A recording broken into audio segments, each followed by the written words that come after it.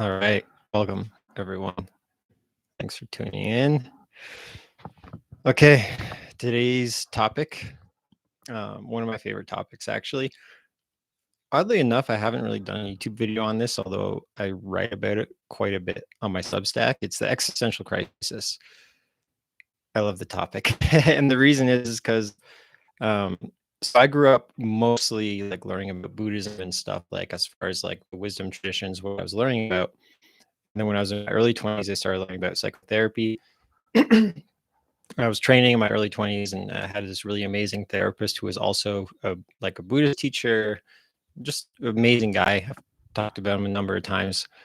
And he was into Carl Jung, and I didn't quite get Carl Jung until I was older. And when I was in my, it was really when I was in my 30s, and there was a number of things that kind of aligned, including going to a new psychotherapy school, which was depth oriented, which is essentially like aligned with Carl Jung's understanding of the human condition, the unconscious, all these things. And the thing was, in my 30s, I was actually going through a pretty real existential crisis. And when I was in school, it was perfect that we were learning about in school existential crisis. I remember the class we had on it. I remember my teacher Avi, he's a great teacher. And I was just like, everything that we were talking about in class was just like boom, boom, boom. It was just like I checked every single box for like symptoms of an existential crisis, and found it actually so deeply comforting, because one of the symptoms of an existential crisis is this sense of disorientation, right? Of like not knowing, not really understanding what's going on, or not really knowing or having any certainty around what to do. There's just this sense of like lostness or chaos or uncertainty, all of the old things that used to kind of bring me a sense of maybe groundedness or a sense of belonging or a sense of uh yeah, belonging. I think a sense of identity, a sense of like, okay, this is where I want to be. All that was gone. And so there was a lot of disorientation, a lot of uncertainty. And when I learned about existential crisis, I learned about this is actually part of it. And in fact, the existential crisis is healthy. It's a healthy adult should go through an existential crisis. If you do not, you probably either developmentally delayed or just maybe, I don't know, like, yeah, developmentally delayed, I'll say. So I think, so you could say that there's these phases of life. Like a healthy human should go through these phases of life. And Carl Jung talked about the first half of life and then the second half of life. The first half is all about finding your place in the world, right? It's who are you in the world? And it's really what you're doing is you're looking around you and you're figuring out what aspects of your culture and environment around you you want to internalize. Essentially, you're growing up, you're like, oh, I like, punk rock music, or I like skateboarding, or I like math, or I like, there's all these ways in which we kind of find our place in adolescence, right? Socially, culturally, we find our people, we find a place that we belong. But what we're doing, though, is we're looking to the outside world, and we're trying to kind of adopt the character, the characteristics of this culture, so we will be accepted into that culture, right? So it's basically we're taking on these qualities that we see in the world, adopting them so we can find our place, be accepted in the world. And so we can look at so that's healthy, right? That's not unhealthy. So we really do want to, I mean, this is the whole where it's like it's healthy if culture is healthy, right? So if you're adopting good values, if you're kind of identify or drawn to a certain culture or subculture, and that culture has good values, then it's healthy, right? um, Even so, even if the values aren't perfect, it's better to have a sense of belonging at that age in a way to kind of connect with friends. So this is the first half of life is about establishing yourself in the world, finding a sense of security in your identity, right? That means like a sense of belonging, ways to in, interact with friends. Like this is what a lot of like music scenes and whatnot really give us. It's like a common interest which we can connect with others, have a social circle and a sense of security in our social circle, ideally, right?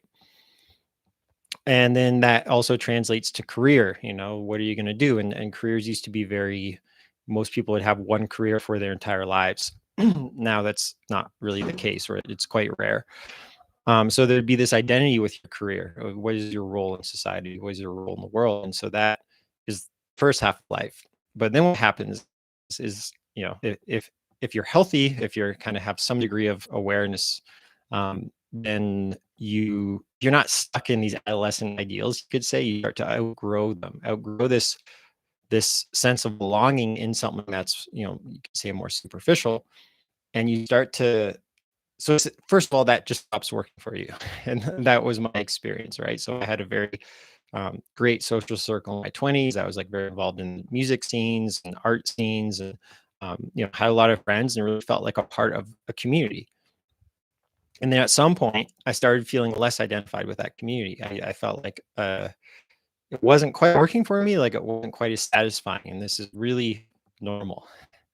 And what a lot of people do when this happens is they kind of double down. They're like, oh, this isn't working for me anymore. I don't feel the same kind of comfort and sense of belonging and sense of, groundedness I used to in my old identity. So they kind of double down. They try to go even harder into their kind of past identity. This is like the cliche of like the middle-aged man buying the sports car to try to reconnect with the youthfulness, right?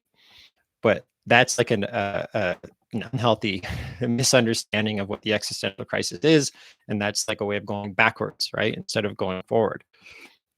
Ideally, like what it really is, what Jung is saying, the existential crisis is an opportunity to discover who we really are. So before, our identity was coming from the environment around us, and now there's this opportunity to discover, who am I individually, who am I apart from my environment, right? So it's allowing the sense of identity and value. So values and identity, two sides of the same coin. I could get more into that, but they're intimately connected.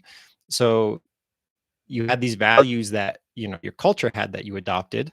And now you're like, well, what are my values? What do I care about?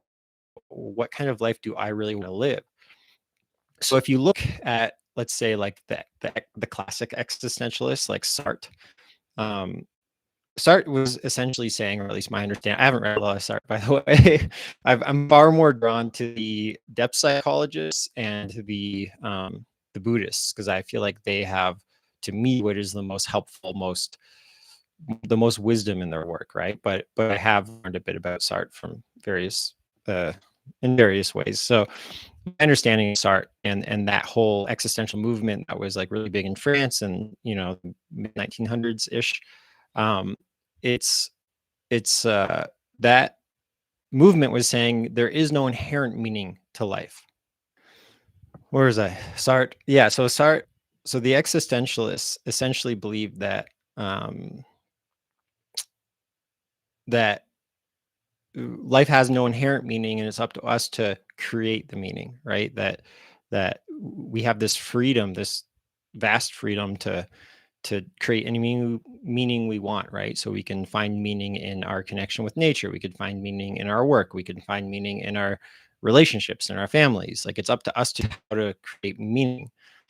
And I think there's some validity to this, but where the depth psychologists kind of diverge from that is, Carl Jung specifically, is that he doesn't think meaning is something we create. He thinks it's more something we discover, that it's kind of inherently in our soul, like it's an inherently imprinted upon us, that there's some meaning that we must kind of explore to fulfill, and that's something that we need to discover. It's not a choice. We don't get to choose, this is meaningful. And that's kind of how I always felt about my life path. It doesn't feel like a choice so much as it felt like a discovery, that like, this is naturally the stuff that I'm interested in. This is naturally, because I did try living other ways, and I was inherently just kind of unhappy. Um and yeah, and so I yeah, and so I kind of looked deeper into, you know what I cared about and how that could align. And it was really this discovery, right? So essentially, the depth psychologists are saying that in the second half of life, there's a calling to something that is far is very personal, and it's really difficult for a lot of people because it often requires a sacrifice of these other values, right? So it might be in the first half you had this specific identity, like let's say you were really into a certain music scene or a certain type of culture, and now you're being called to something else, and that means kind of almost like turning your back on the place where you felt like a sense of belonging. So there's often this phase where you're in between worlds. So one of my favorite authors, James Hollis. He's a depth psychologist, brilliant books. He writes about this extensively, and he writes about this better than anyone else I've encountered. It's kind of he has at least 3 books on this particular topic, and so he essentially talks about how it's really difficult, and you go through this phase of essentially like losing your normal sense of identity, all the things that work for you, all of the sense of belonging in the world, and that is disorienting. So you go from this more orderly sense, you may have heard this order chaos dialectic. So you go from this more orderly sense of kind of having your life figured out, or at least your sense of self, your identity figured out. And then at some point it doesn't stops working. And then you're now your old world is no longer working for you, but the new world has not yet been born. You haven't figured out your new identity. And this is the existential crisis. It's in between your old identity where it's no longer working, and then there's a potential for a new identity, but it takes time to figure that out, because to get there, your old identity actually has to die. So your old sense of self, your old like just your old way of relating to the world, relating to others, that is slowly dying, and it can be really scary. It's very disorienting, and it's chaotic, because the truth is that growth doesn't happen when things are orderly. We don't change when things are orderly. There has to be some element of chaos, of disorder, for new things to grow. This is a principle in nature that we see a lot, that things break down, and then that gives rise to something new.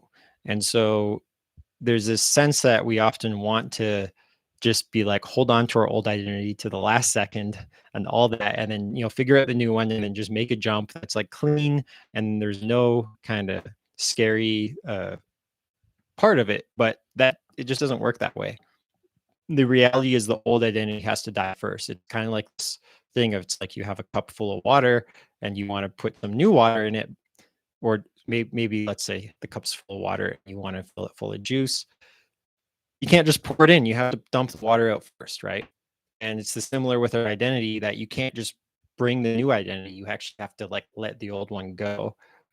And a lot of people, that's scary. So they make the mistake of trying to reify the old identity, they try to reclaim it, re-solidify it, right? So so the lesson is, or at least the wisdom or the advice here, is that it's hard to go through this phase, this existential crisis of not really knowing who you are, not kind of losing the sense of self. And it's natural, and it's going to be hard. There's no way around the hardness of it. I think just knowing that this is a healthy thing, and knowing that there is, something much better on the other side. There's a reward on the other side. But to get there, you actually have to let go of the identity, and then you actually have to find, um, you have to explore, and for everyone it's different, right? So you have to try things out. You have to experiment. You have to kind of follow your excitement or curiosity, and see, what is coming up. And it's definitely usually a messy, scary process. So I'll leave that. Um, and a few points about this. One is that James Hillman is another one of my favorite kind of depth psychologists who talks about this kind of thing. And one of the things he says is that he says that what's the right way of saying this? That there isn't one just one dimension of life that's meaningful. And I think this is something that people who study this, and even Jungians themselves, and Hillman was critiquing Jungians in this statement, was saying essentially that there are many dimensions of life that can be meaningful, not just this one, right? And so you don't need to hyper fixate on this one thing, although I think it's a very important topic and does deserve a lot of attention. But to just become singularly focused, I think can often you kind of miss all these other dimensions of life that can be very helpful and complementary, right? And then this kind of ties into this whole Buddhism depth psychology dialectic, or there's kind of a there's something here that they don't add up with each other, right? So Buddhism is all about saying that all of our suffering comes from identity, from this sense of our sense of self. And so with Buddhism, it's like attachment to our identity is the problem. And so we're becoming less and less identified with our habits and patterns, which makes us more free, which allows us to, to just be more free and suffer less because we're less attached to this idea of who we are. That's one dimension of truth. That's like the ultimate truth dimension that we have to transcend, this small, limited sense of self, and attune to a more universal, more timeless, more infinite kind of sense of self, right? That is really awareness and wisdom and all of these other things that Buddhism talks about. And so one of the best ways I heard this explained was Bill Plotkin's book called Soulcraft. Brilliant book, really great. And in the first few chapters, he explains this idea extremely well. It was really helpful for me when I encountered it. And he talks about this soul and spirit. So spirit is what Buddhism's about. It's even what Christianity is about. It's transcending the small self, the limited self, to connect with the divine. It's connecting with the idea of oneness. It's the idea of transcendence. It's the idea of that there's something that universally connects us all. There's something very similar or universal about existence, right? And it's like when you look into other people's eyes, when you look into the eyes of animals, you can see something that's similar, this sense of awareness that's familiar to us. So that is this idea of spirit. It's like what connects us all, what makes us all similar. So we can see our similarities, that we're all inherently beings that have these inherent qualities, right, that we can see and therefore empathize with others, including animals. Now, the other side, the soul, is all about our uniqueness. Like, what is our unique role? How are we different from others? How can we learn to really own our uniqueness and our differences? And we see this in nature too. While there's things in nature that are consistent, like we're all made of atoms and DNA, and like there's things that are very similar that connect us all. There's also things that are very different, and we can see like just the beautiful endless variety of um, nature. It's like it's really crazy actually to me that there's billions of people and no two people look the same, and even identical twins, if you know them well enough, you can tell them apart. It's like just this idea that of uniqueness, of everyone being a little bit different, looking a bit different, having their voices a bit different, thinking a bit different. That's part of the beauty and the wonder of the human experience, and that is important. So this idea to like let go of our differences, that they're not meaningful or significant, I think is very inhuman, right? And this is, so different traditions have their biases. So in Buddhism, there's this bias to like completely let go of this individuality or differentness, and to really try to transcend to ultimate truth. And while that is like kind of the overall bias, that's why, Buddhist monks all wear the same robes and whatnot, right? It's to like not have this idea of individuality or separateness or self being special, that it's not feeding the identity, right? But on the other hand, you do see a lot of the very realized Buddhists kind of owning their own unique personalities, not actually trying to conform, and actually having, um, what is it, like individualistic, not individualistic, but like unique thoughts. Like they have unique ways of teaching and seeing things, right? And so I think this kind of soul spirit dialectic is always, you can always see it, right? people will be weighted on one side for sure, and that's the beauty of the world. It's like we don't all have to be well balanced, and it's not about being well balanced. It's about being ourselves. That's James Hollis quote, or almost a James Hollis quote, but inspired by James Hollis quote. He said, "We're not here to be well balanced. We're here to be ourselves." And so it's finding what you need to be yourself, right? And that's great. So it's not trying to conform at all. It's trying to find your individual truth, right? So kind of like a basic idea of what it is on an individual level, right? So it's finding it's letting go of your old identity to make space for something more authentic and genuine and sincere and meaningful to come out. These values of what do I want to do in the world? What impact do I want to have? What do I want to live in relationship to? Do I want to live in relationship to other people, or to nature, or to to some cause that I care a lot about, or to art? Like it's all valid, right? And again, you don't have to be 100% in one basket. You can have a little bit of this, a little bit of that. That's the beauty of the variety. It's like we all have our own unique mixes of interests and skills and talents and all of these things, right?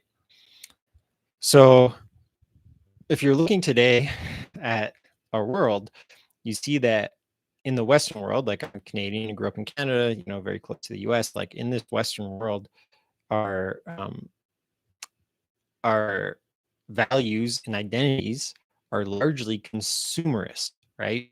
If you look at like who we so I think the big values like that we really champion is individualistic success, right? So like we look at people who have achieved amazing individualistic success, right? Who have started these big businesses and are now billionaires or whatever it is. And those are the people um, that are like our idols, right?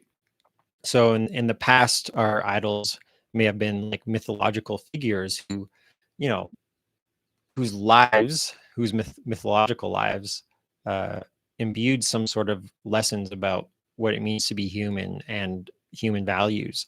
But now all of our uh, um, idols are essentially, they're musicians and artists who have achieved like massive success, massive wealth.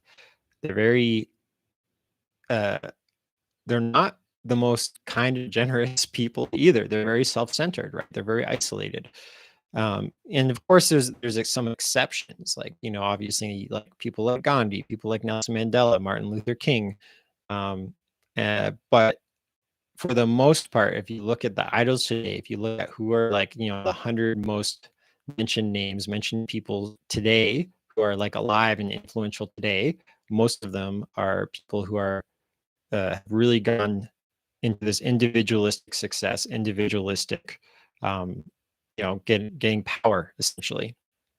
And that's probably one of the major reasons our society is the way it is, which is people feel very isolated from one another. People are very these worlds are very competitive, as opposed to cooperative, right? That um, that and there's not much depth to these uh, very superficial ideals, right? And so if you're looking at this collective idea of existential crisis, you can think of it as, okay, we were essentially consumerists, consuming things. Like our often our goals were just to have, the goals that I saw around me growing up were like people wanted to have a good job or at least make good money somehow. They wanted to be rich, wealthy, so they could live a comfortable lifestyle. And comfortable to me is very boring, first of all. And yeah, it really lacks depth. It lacks meaning. There's no inherent meaning in being comfortable, right? Doesn't mean it doesn't have doesn't mean it's not an important value, because I do value comfort, but not as a primary. That's not the kind of life I really want to be living. Like I don't want to get to the end of my life and be like, well, at least I was comfortable for a lot of my life. Like um, I think having an impact for me is far more meaningful than being comfort, right?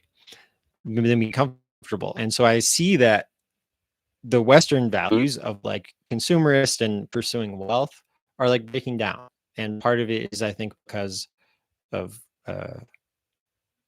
it's just harder to make money now.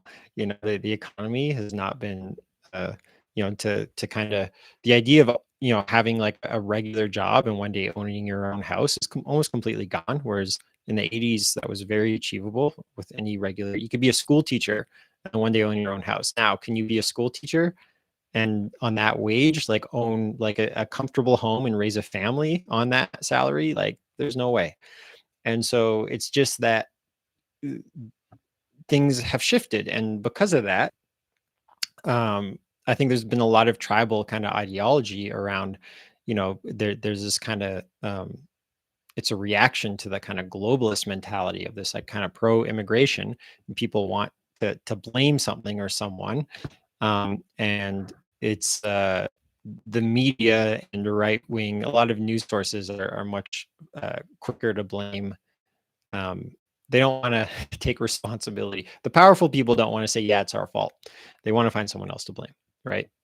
And so there's this tribalist mentality of people getting together in like kind of these tribalist mindsets and blaming certain people about like, okay, so like let's, this is why these nationalism and right wing movements have started, because it gives people one a sense of identity of like, okay, these are my people. I have my like family. I don't feel so isolated, and we're coming together around a common cause. And it's just very unfortunate that that cause is often racist, often sexist, and you know creates all sorts of, it's often coming from a place of judgment, hate, resentment, dehumanizing other people.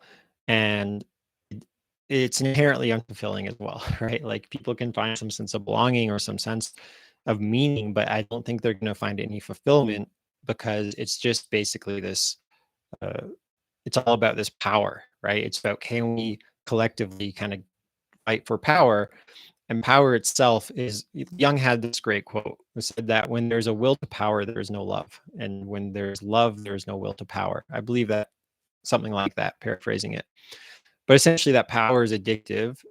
This idea of just like gaining and hoarding resources, and it just separates us, from others. And it's inherently unfulfilling, that we just need more. And you see this with all these powerful people who are never satisfied and always pursuing more power, and then usually kind of screwing themselves because they are in such pursuit of power. They start taking these big risks, and to try to get more power, and then end up losing power, or all sorts of things. And we can obviously see this now with certain people like Elon Musk. It's like, you're the richest guy in the world and you weren't satisfied with that. Clearly not.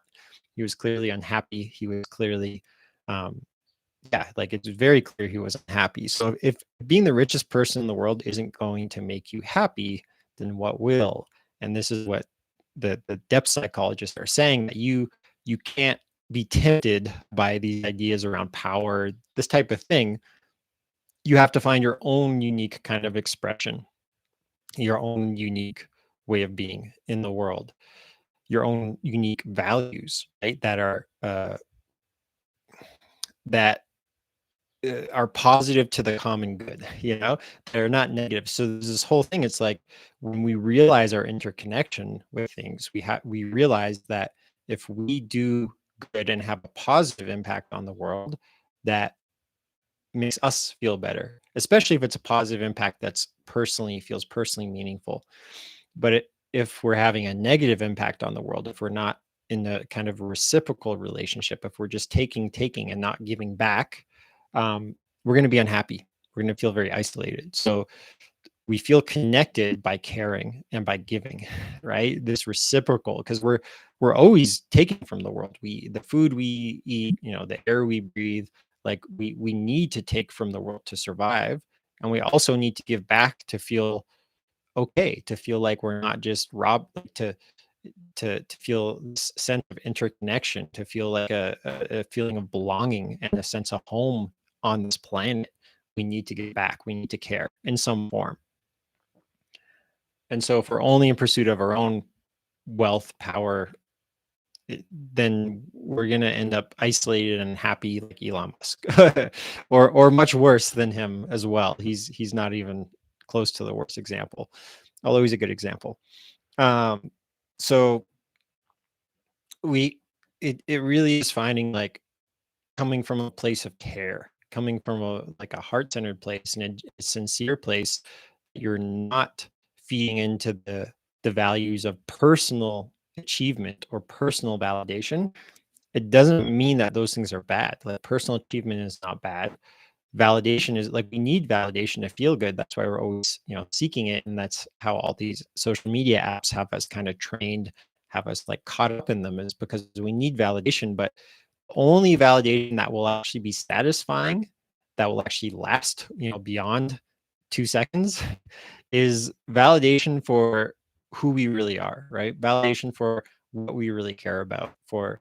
And so being validated for, let's say, being good looking or for something superficial like being successful, that validation never lasts. That feeling of validation, the satisfaction we get from being validated, there's no depth to it. It doesn't really land on a deep level, right? But if we are doing something that's really sincere, if we, let's say, if we really care about our artwork, or if we really care about a cause, or if we really care about helping someone or helping others, or having a pause, preserving the natural world, and if we're doing that and we get validated for those things, that's great. That's great to be seen for those things. Um, so we do want to kind of, validation is not bad, but we have to be careful on what we're being validated for, right? Um, Essentially making sure it's a sincere value of ours, and not, we're not just doing it just for the sake of validation, right? We're not just doing something to look good and get like at that superficial validation, because that just won't actually penetrate. It won't last. It won't really land with us long term. So we need to figure out, one, what we care about, and that's not always easy, and that can be an ongoing shifting process. And then we need to find the way in which we can enact those values, and that is really difficult for many reasons. One of which is that we're like essentially stuck economically, we could say, right? So um, we're trapped in our economy, a lot of us. So essentially, a lot of people just need to pay the bills. They need to pay for their rent, and to do that, they need to work a job that they don't find meaningful, that they don't like, and then they have very little time to pursue their own personal values and goals. And like, this is the problem with the world. One of the many problems is that I really think that if people had the opportunities, the resources, like there wasn't such a scarcity around money and these types of things, if people had more resources, I think there really would be a much healthier world. Like I've met so many people who care about, like, either, let's say maybe they want to be a therapist type person. They want to help people, but they can't afford to do whatever 6 years of school or whatever it is, over $100,000 worth of debt, depending on where you are. But like, it's really expensive, and it's really difficult, and it's a high risk kind of thing, investment to put all this time and energy and training into your passion, right? So I really think that there's other people who are really inspired by, certain like farming practices and all of these things that are like more sustainable, but they don't have the resources to enact them. So I think that often we're trapped by our economy, where we need to kind of feed into this machine for our survival. But as a result, we end up sacrificing our energy and resources just because we're trying to survive, and we're not able to really pursue the things that are meaningful to us, that will actually have a positive impact on the world, right? So James Hill Hollis, who I mentioned earlier, has a book called In Between Worlds that's talking about this, that the old world, the old system, where you had a certain career and identified with that, and that was your like kind of sense of meaning, that's kind of gone. It essentially it's gone, or at least it's deeply breaking down. And I think the alt-right type stuff is trying to revive it, right? There's like this midlife crisis, or there's a crisis, an existential crisis, and they're trying to go back to what worked, you know 20, 30, 50, 100 years ago. And the reality is that that was a phase of our growth, and that's not going to work. We can't go back to the old values. We have to go forward to essentially a new um, a new way of being in the world, right? And I think that's our natural evolution, but it's scary, and economically it's not supported. There's all these kind of challenges, and that's what we're facing now collectively. And there's no, so it's like if you were to pursue your truth of like, I want to, I feel drawn to this, you often have to abandon the normal kind of society culture that you're in a sense, if not fully, but like even just kind of energetically, or at least your identification with it, to create the space to pursue your own thing. And so it's actually very isolating to go through this process, but hopefully enough of us can find the ways to, pursue the things that we find personally meaningful. And through that pursuit, we can kind of support one another and then have this kind of community and a sense of belonging on the other side. So it's like, hey, the water's warm over here, like abandon the superficial individualistic values of the old world and come over here for a more kind of cooperative, less competitive world. And I'm well aware of all the um, psychological hurdles we have to overcome around scarcity, around, uh, just the way society works. It's not easy. There has to be a critical mass at some point. And so that's my hope, long term. But this is what we're facing now, right?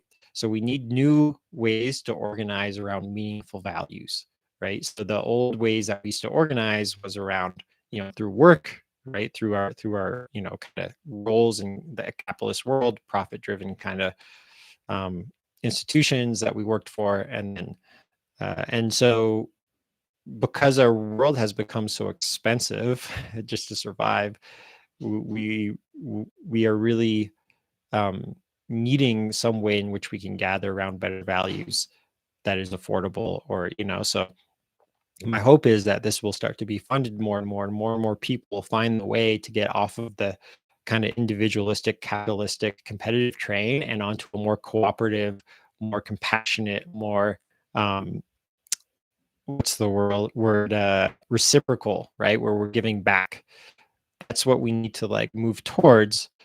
But I understand it's going to be a long process. But if we can do it individually or in our own communities, that is having a great impact, right? And this is what I'm really trying to share, is that like, I am a lucky person because I have certain skills that have allowed me to more or less do that. It's still kind of lonely, like I haven't met that many people who have been able to really kind of shift to like doing really meaningful work that really feels aligned. And when I do, they're often in this individualistic thing. It's like we're not part of these cooperative communities that are supporting one another and giving each other more kind of power and resources. And that's really my intention going forward, right? To build more community around good values, because I think that is what we need to spread and to start to share resources, start to share wisdom and knowledge and all of these things. Um, that I think is our best hope, towards changing the world for the better, right? So um, maybe we'll do like a little light practice today, and because this isn't like a classic meditation kind of topic, but it is a very contemplative topic, and contemplation and meditation always go hand in hand. And so, but instead of contemplating like in usual meditation, there's certain types of things we normally contemplate around, kind of transcending the small self. Now it's like, let's look around. All right, well, what is calling you in the world, right? Carl Jung once had said that when he was speaking about this topic around this kind of discovering your soul or your true self, he said he had never met someone who didn't, on some level, know what they really should be or want to be doing, right? And so you may not, and I hear this all the time when I talk, because I talk about this topic a lot with people. People are like, yeah, but how do you find your purpose? Because we all build up our purpose as something grandiose. Oh, if I just found my one purpose, then my whole life would be okay and I'd be happy and fulfilled. And life, unfortunately, is not that easy and neat. It's still challenging, right? even, and it's an everyday challenge. And the fact is, we actually need challenge to survive, or maybe not survive, but we need challenge to be well, to be happy. That this has been shown, like in a lot of psychological studies, that when people become comfortable and don't have any meaningful challenge, they actually become depressed and other sorts of symptoms, maybe even anxiety, that they just don't have anything meaningful to align themselves with. And we need something meaningful to align ourselves with, to feel okay. And that needs to be an ongoing challenge. It's a day by day challenge. I'm like, okay. And now is a very challenging time because we also have all the pressures of the world trying to push us in all these directions, and there's no mature, wise guidance in the world. There's no like agreed upon, where in the past, cultures and societies may used to have these like agreed upon kind of, initiations of like, okay, you get to this point in life, and then now you have to look for like, how can you be of more service? What is your unique role in your tribe or culture? And that was like a real thing that was supported by the elders, and we don't really have that, at least not on a mass scale, right? So maybe you can find it, but you have to go looking for it usually. And um so we can start to contemplate, well, what do we care about, and how can we work that into our lives? And like I said,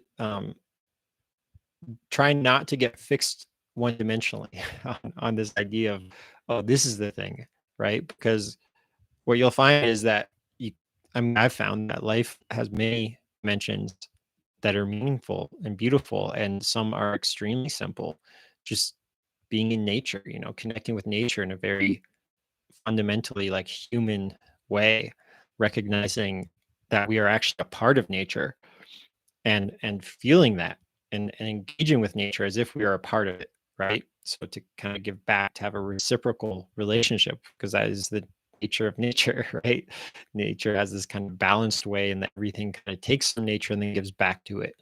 And so we can do the same. You can find our place in nature. That's one dimension, but there's so many dimensions, our relationships to other humans, to our family members, to our friends, to the people we agree with or the people we disagree with, right? It's like there's so many ways in which we can find a sense of meaning. And so to not worry about some grand vision, but to more so try to orient this compass in the right direction and try to explore in that direction, right? So if you have some sense of like, I will kind of really want to, maybe start painting or start writing or start, to just start. You don't have to know where it's going. And this is often the thing. It's like you figure things out through living, through trying things out, right? Through experimentation. And so this is the prompt, instead of doing a guided meditation today, we'll do a little contemplation, which is, what would you explore if money wasn't an issue? If suddenly you didn't have this limiting factor of like money, or maybe also you have commitments to family, this or that, but if you didn't have these limiting factors, what would you want to explore? What kind of things interest you? Is there any excitement or curiosity, in your life, that about things? And you can look for hints, right? We can look for hints about, well, what were we interested in as children, right? Like what were we naturally drawn to as children? What were we naturally drawn to throughout our lives? And it's almost like looking back and looking for these little hints, these little clues around what is most meaningful to us, right? What do we inherently, not the part that we adopted to fit in, but what is our truth of what we feel is right, what we want to express, what we want to explore.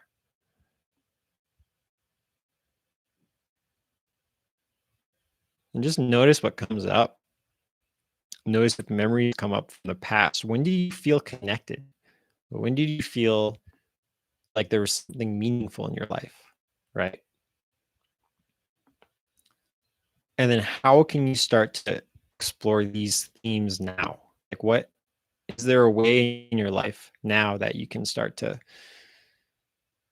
um, engage with the world in this more meaningful way, engage with your community? And for some people, it is like, um, it is like, starting something online, trying to connect with like-minded people. It may not be like a local thing, but often these things are very simple, and we can start to feel them more if we just start looking like at our immediate environment. Who do we see every day? What is our impact on the day to day already? Because if you're a living person and you see people most days, you're not isolated every single day, you're probably having impact that you don't even realize, or you haven't fully uh, comprehended the degree to which you impact others. Because I can tell you, we're always impacting others in subtle ways that we don't realize, and other people are impacting us in subtle ways we don't realize. And this is why Buddhism really pushes this idea that we must kind of transform ourselves, because that is the most impactful thing to others, right? So if we develop patience, if we develop compassion, that is going to impact the people around us just by us demonstrating it, by us being that way. It kind of opens up that possibility for others.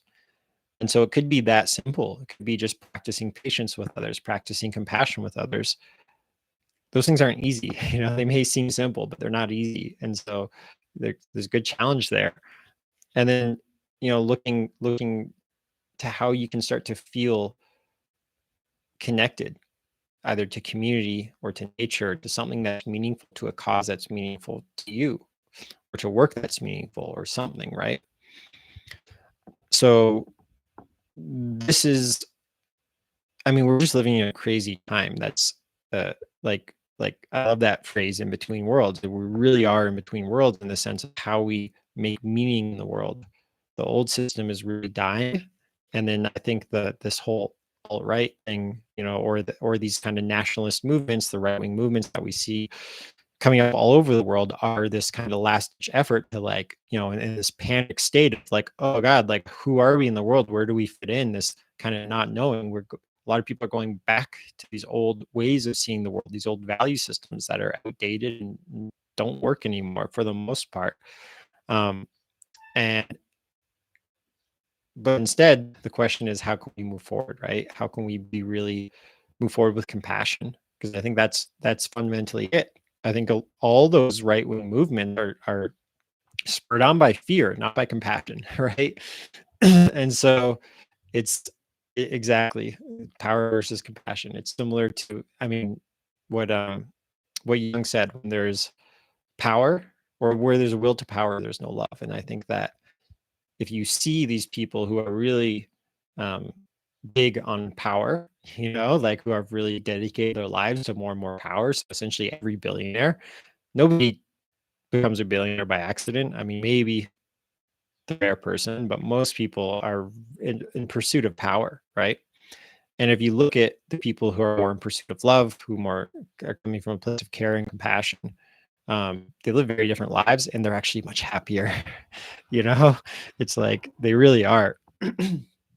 And I don't think it's just happiness. It's just, there's a there's a sense of just groundedness and belonging and fundamental, like, peace with who they are in the world, which is like, they've they've found a meaningful kind of cause to dedicate themselves to, and that is very grounding and very, there's a lot of assurance that comes from that we, you know as you reflect, you're very happy with the life. I'm very happy with the life I've chosen, to not make my own, to not, my value, like, I put very little time and energy into trying to make as much money as possible. Like, that's not at all my driving factor. I have enough to survive, and that's good enough for me. And I don't let the idea of making money be my primary driver, right? It should probably have it more of a driver, because I really, but instead to shift to a driver that cares more, like my driver cares about, one, the well-being of others, right? The well-being of the world. It cares about the world developing in a way that that is good for people, and to be a part of that. I'm hoping like some big wave of change comes in like a positive change, like a shift where people are more compassionate and cooperative with one another. And if that's a big wave, that can be one drop, of water in this huge wave, because there'll be, if a big shift is going to happen, it's going to take a lot of us. And so to shift from this individualistic idea of I'm going to become a billionaire and have a big impact, to this, I'm going to be a part of this larger movement where I'm not going to be like the poster child. I'm not going to get like all the individualistic validation. Instead, I'm going to feel just good to be a part of something that matters, that is moving society and culture in the right direction, that is, creating more compassion and care in the world, and reducing suffering. That to me is far more satisfying, feels far better than this idea, far more attractive at this point than the idea of just personal wealth, right? Individualistic wealth. So um, let's see. One of the comments, unfortunately, many who have cultivated compassion end up with limited power. Yeah, exactly. And this is the thing, is it's that's the world we live in. That's the reality of the world we live in. And that is what we need to change, but we can only change that if we get critical mass. So it's like trying to find a different sense of power through our relationships with others, through cooperating with others, right? And I know we're far from that. I know the world is so, um, you know, power really has to do with capital and money, um, and resources, and but there's a different social capital, and there's resources, social resources, our ability to kind of organize and care for one another.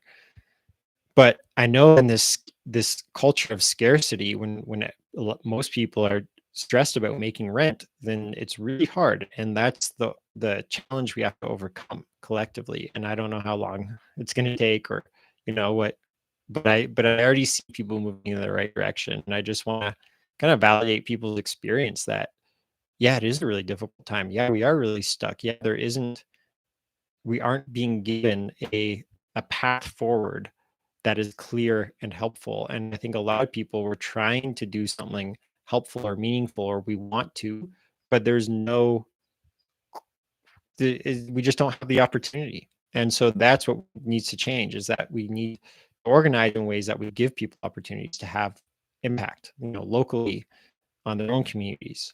We need ways of organizing and not feeling so isolated from our communities. So whether our communities are, around us, like the neighborhood we live in, or our communities are global, that we connect with online, or however, through um, shared interests, right? Like whatever it is that our communities are, it's like we need more people engaging in from this place of cooperative care and trying to make the world kind of a better place, right? So that's fundamentally like the challenge we're facing of this time, and it's rough. I feel for y'all. I feel for everyone. I mean, just I feel for the world, that it's like there's people care, but we're just not given um, a pathway to do something meaningful that's going to have a positive impact. And that's what we need to look at. And I think that's what people are maybe starting to do. And that my hope is that all of the crises happening all over the world right now, there's so many, um, that this will kind of shake people out of this kind of complacency and this kind of fear of like, oh, I don't want to, give up. I can't dedicate myself to some cause because I need to pay my rent. Well, if your rent's already not able to be paid or whatever it is, like if things get so bad, they don't leave us any choice but to kind of organize collectively, right? And so I think that when this in the short term, there's a lot of pain right now, and I really feel for everyone going through this kind of pain, that we there's this disorientation, there's lots of people being persecuted against, there's lots of people being, just really really sad, horrible things happening in the world right now. I mean, always things have always there's always been sad, horrible things, but now they're really happening quickly, and they're being like rationalize as okay, right? Like there's just the degree to which we have become lost our compassion uh, at scale, you know, collectively. Uh, it's really alarming, and I think that a lot of people are doing it out of trying to the self-preservation, right? It's like, okay, well, I can't care for others because I got to care for myself, you know. But at a certain point, things get so bad that we have to care, and this is the whole thing is like you have to find ways to organize because caring for others is caring for yourself, and being cared for by others is caring for them. So what you'll find is when we don't have a sense of meaning, I learned this a lot from being on in group therapy, going on a lot of retreats. That I see when we're able to support others, that is helpful to us, right? So like if you're on a retreat or if you're in a group therapy thing and somebody's having a hard time and you're in a role, even though you're not there as a facilitator, you're also a participant, you're going through your own hard time. But by you being there for someone else, just in this fundamental way of just being able to like hear them out and see them and listen to them and validate their experience, that there's something really nice about it, us, right? And I think for people to just be more um, able to support each other and more expressive, like there's this whole thing. It's like one of the most fundamentally comforting things in therapy, like one of the, is to just, if you can see someone, I kind of have a video a bit about this, about how to support friends in difficult times. But if you see someone who's having a difficult time, you know, that they're in crisis, they're emotionally overwhelmed, whatever it is, probably the first thing you can do for them is to recognize, okay, whatever their story is in their head, they're feeling something, and you want them to be able to get in touch with the feelings, and you want them to share whatever parts of their story will help them get in touch with those feelings and express what those feelings are. So a lot of people, when we say what's the problem, they won't talk about the feelings they're feeling, they'll talk about the story. This is what's happening, and we're like, okay, well, how are you feeling, right? So to bring people back to their feelings, learn to express their feelings and be seen and heard in their feelings is very powerful, right? And by us being witnessing the feelings of others, it really is a meaningful, it really does help other people. And so for us to be able to come together, share our feelings, validate each other's feelings, so much can come from that, so much good and care. We can feel like, I did something good today, I connected with someone on a really meaningful level, can make us feel really connected, make us feel like, yeah, like we did something good. Just, so I think these are the things that we need, good ways to organize around meaningful values, at the very least just sharing our truths about how we're feeling, where, you know, and and to support one another. So that's you know, the perspective I can offer, but not to, but I know it's a long road we have ahead if we're looking at like a critical mass for meaningful change, but to not worry about the big things now, to worry about, well, what is this next step ahead of you, what can you do, even if it's very small, that's having at least some small impact. Okay, I'll leave it there because it's exactly an hour. So thank you everyone for tuning in. Oh, I have a comparative meditation course happening starting next week. Um, it's a course I do online. It's one way to come together to explore different meditative practices and share with each other. And yeah, it can be very nice. So if that interests you, it's a pay what you can basis and all that. I'll put a link in the description. Yeah, and hope to see you guys there. And next week, I'm probably going to do another one of these.